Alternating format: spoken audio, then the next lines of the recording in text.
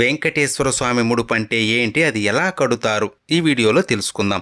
పిలిస్తే పలికే కలియుగ దైవం, కోట్లాది భక్తులకు ఇలవేల్పు, ఆపద మృక్కులవాడు, అనాథ రక్షకుడు, కొలిచిన వారికి కొంగు బంగారమైన ఆ శ్రీనివాసుడే కష్టాన్ని కడతీర్చే దైవం అని భావించి స్వామివారికి తమ కోరికలు చెప్పుకొని ముడుపు కడతారు. స్వామివారికి ముడుపు శనివారం ఉదయం దీపారాధన చేసి ముందుగా వినాయకుడికి మీ కోరిక చెప్పి స్వామికి ముడుపు కడుతున్నాను, సంకల్పం నెరవేరాలి అని కోరుకుని ఒక తెల్లని బట్టకి పసుపు తడిపి ఆరబెట్టి బట్టకి 4 వైపులా కుంకుమ పెట్టి అందులో 11 రూపాయలు లేదా స్థాయిని బట్టి కొంత డబ్బును స్వామిని స్మరించుకుంటూ పెట్టి మీరు ఎందుకు ముడుపు కడుతున్నారో మనస్ఫూర్తిగా భక్తిగా స్వామికి చెప్పుకొని డబ్బు పెట్టిన పసుపు బట్టకి 3 ముడులు వేసి స్వామి ఫోటో లేదా ప్రతి ముందు పెట్టాలి.